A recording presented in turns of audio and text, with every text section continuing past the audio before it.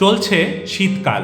এ সময় চারপাশের ঠান্ডা পরিবেশ এবং শুষ্ক বাতাস মানুষের রোগ প্রতিরোধ ক্ষমতা কমিয়ে দেয়, তাই ভাইরাসও সহজে ছড়ায়।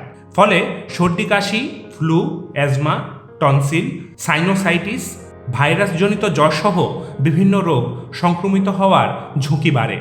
রোগ হবার পর চিকিৎসার চেয়ে রোগ প্রতিরোধই উত্তম উপায়। দর্শক, শীতকালীন রোগ থেকে নিরাপদে থাকার টিপস নিয়েই আমাদের আজকের ভিডিও।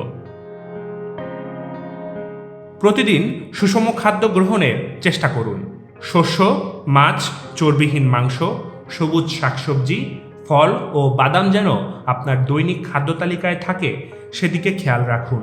পর্যাপ্ত পরিমাণে ভিটামিন সি সমৃদ্ধ খাবার গ্রহণ করুন। এসব খাদ্য আপনার রোগ প্রতিরোধ ক্ষমতা বাড়াবে।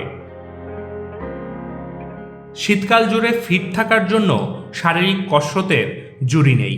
প্রতিদিন শারীরিক ব্যায়াম বা যোগ ব্যায়াম আপনাকে উষ্ণ রাখতে সাহায্য করবে এবং রোগ প্রতিরোধ ক্ষমতা বাড়াবে। ফলে ফ্লু এবং সর্দি কাশির মতো মৌসুমী রোগে আক্রান্ত হওয়ার ঝুঁকি কমে আসবে। প্রতিদিন পর্যাপ্ত পরিমাণে পানি পান করুন। পানি মানবদেহ থেকে অপ্রয়োজনীয় ও বিষাক্ত পদার্থ বের করে শরীরের অঙ্গ প্রত্যঙ্গ সুস্থ রাখে। এটি শরীরের কোষে পুষ্টি পৌঁছে দেয় এবং শরীরে তরলের ভারসাম্য বজায় রাখতে সাহায্য করে।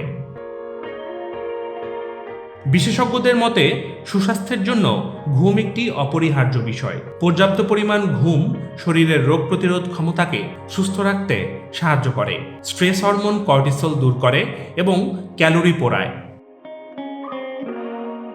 সুস্বাস্থ্য ও রোগ প্রতিরোধ ক্ষমতা বজায় রাখার ক্ষেত্রে অন্যতম ভূমিকা পালন করে ভিটামিন ডি।